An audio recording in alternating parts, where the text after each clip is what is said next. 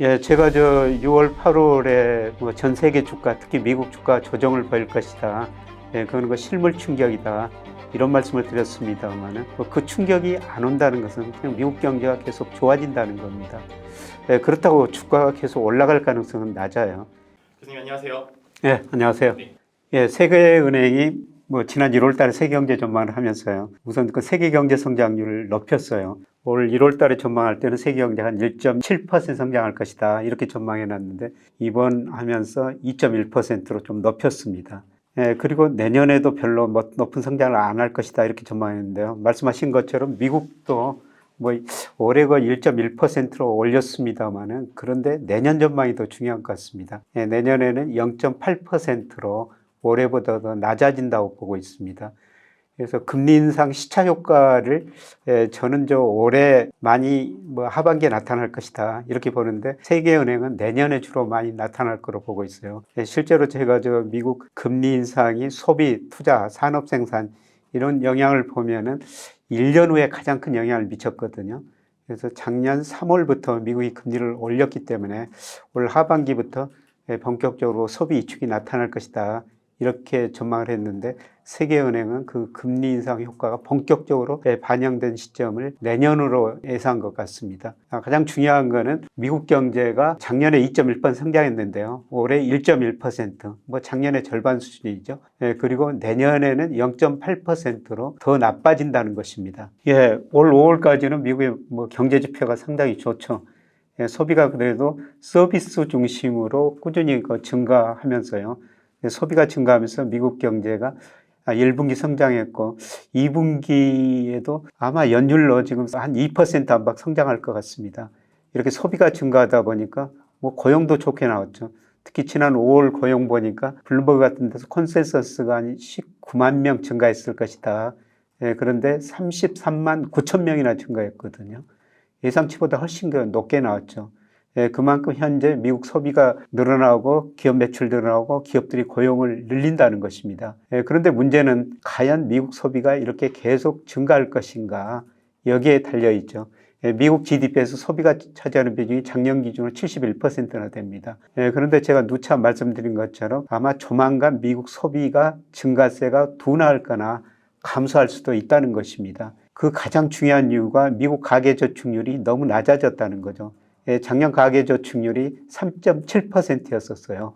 그런데 이거는 어느 수준이냐면은 2007년 글로벌 금융위기 직전에 3.4%였거든요. 그때 이후로 가장 낮은 수준입니다. 그래서 미국 가계가 그동안 모아놨던 돈을 많이 써버렸기 때문에 소비할 능력이 그렇게 크지 않고요.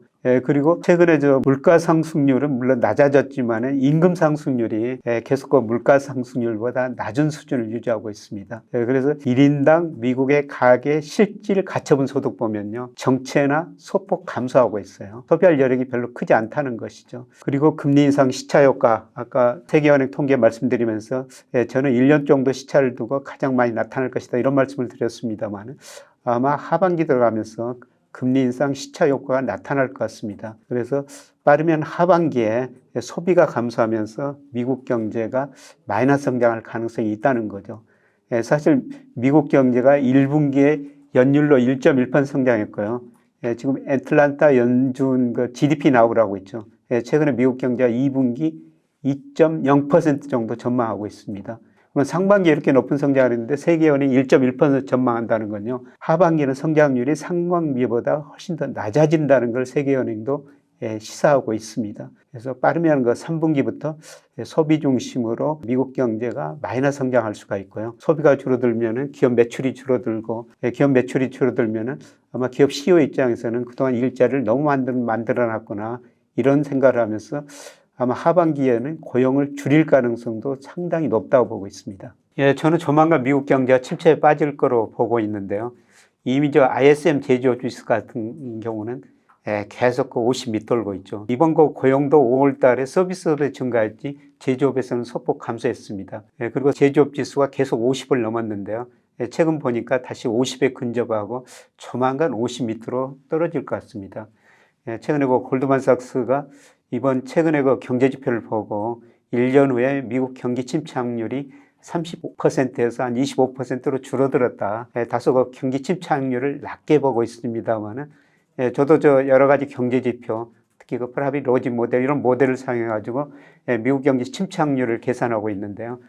지금 제 모델상으로는 앞으로 6개월 이내에 미국 경제가 마이너스 성장할 침체에 빠질 확률이 거의 20%를 넘어서고 있습니다. 미국 경제가 뭐 제가 예상한 거 달리 그 침체에 안 올 수가 있죠. 그거는 가장 중요한 거는 결국 소비거든요.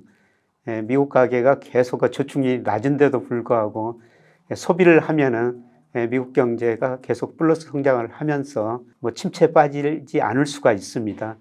저는 그러나 그 가능성은 상당히 좀 낮다 이렇게 지금 보고 있고요. 앞서 말씀드렸습니다만은 올해 들어와서는 미국 가계가 저축률이 작년에 3. 연평균 6%, 3.6%였는데 올해가 4%로 서서히 올라오고 있거든요. 그래서 저축을 늘리고 있다는 겁니다. 상대적으로 소비를 줄이고 있다는 거죠. 아마 이런 데이터 보면은 조만간 미국 경제가 저는 침체에 빠질 확률이 상대적으로 더 높다고 보고 있습니다. 제가 6월, 8월에 뭐 전 세계 주가, 특히 미국 주가 조정을 보일 것이다. 그건 실물 충격이다.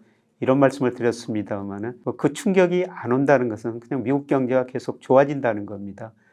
그렇다고 주가가 계속 올라갈 가능성은 낮아요. 미국 경제가 침체가 안 오고 소비 중심으로 계속 성장하면은 수요가 늘어나가지고 물가 상승률이 더 올라갈 수가 있거든요. 그러면 연준이 뭐 당장 6월에는 금리 인상을 잠깐 중단할 수가 있지만은 소비가 증가하면서 물가 상승률, 고용이 계속 좋아지면은 미 연준이 계속 그 금리를 올릴 수밖에 없는 상황이죠. 그래서 이런 것들은 결코 주식시장에는 긍정적인 요인이 아닌 것 같습니다. 그래서 미국 경제가 침체에 빠지든 안 빠지든 주가는 좀 조정을 보일 가능성이 높다고 보고 있고요. 그 가장 중요한 이유는 미국 주가가 아직도 가대평가 상황이라는 겁니다. 그래서 제가 미국 명목 GDP 올해 3% 성장한다고 가정을 하면은 S&P 500 기준으로 한 3,500 정도가 적정 수준이 나와요. 지금 4,200이니까 아직도 적정 수준보다 훨씬 높다는 겁니다. 이뿐만 아니라 미국 산업 생산, 소매 판매, 그다음에 고용, M2 이런 올간 지표로 평가해 보더라도 한 10% 이상 가대평가되어 있거든요. 그래서 가대평가 해소되는 과정이 경기 침체가 오든 안 오든 어느 정도 조정이 필요한 시기가 아닌가 그렇게 생각하고 있습니다. 우선 세계 경제 성장률이 최근에 약간 높였지만 2.1%라는 것은 과거 평균에 비해서 결코 높은 수준이 아니라는 겁니다. 작년보다 낮아지고 내년에도 미국 중심으로 세계 경제가 별로 안 좋다는 거죠. 그래서 과거 평균보다 낮은 성장이다. 뭐 이렇게 좀 보셔야 될 것 같고요. 그리고 제가 우리 코스피를 일시적으로 한 2,400까지도 떨어질 수 있다. 사실 2,400까지 떨어질지 안 떨어질지 지수는 정확히 맞출 수는 없습니다. 제가 4, 5월에 2,600을 다소 넘을 수도 있다. 2,600 안팎이다. 최근에 2,600이고 넘었었습니다만은 제가 2,400 안팎 이야기한 거는 물론 장기적으로 보면은 명목 GDP에 비해서 아직도 우리 주가가 10% 정도 저평가됐어요. 최근에 한국은행이 작년, 재작년 GDP 확정 잠정치를 수정해서 발표했죠. 이게 좀 원래보다 올렸습니다. 그거로 평가하면은 장기적으로 우리 적정 수준이 적정 코스피가 거의 3,000 정도 나와요. 장기적으로는 거의 갈 거라고 보고 있는데요.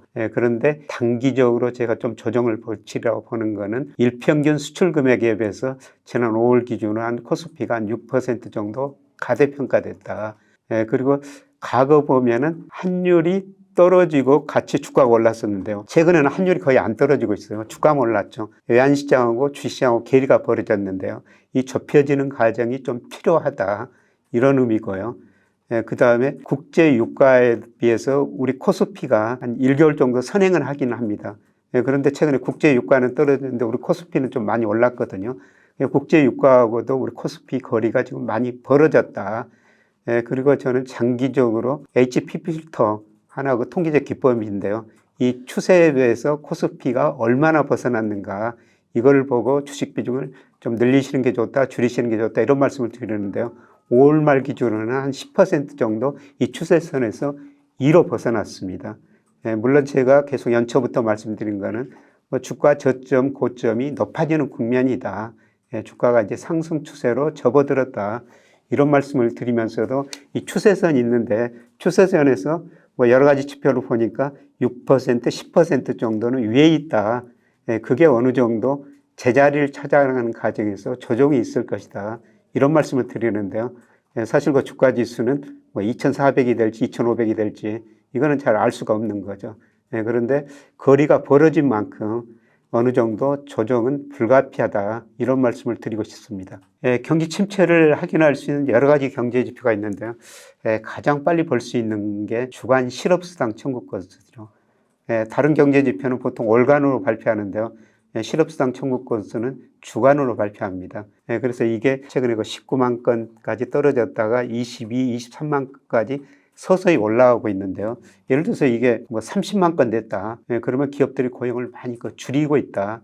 그런 신호로 받아들여도 될 것 같고요. 그 다음에 미국 경제에서 절대적으로 중요한 게 소비 관련 지표죠. 그런데 월간으로 발표된 게 소매 판매라는 게 있어요. 그게 뭐 자동차를 제외하는 핵심 소매 판매, 그 다음에 그냥 소매 판매 있는데요. 이런 거 소매 판매 동향을 월간으로 체크하시는 게 좋을 것 같습니다.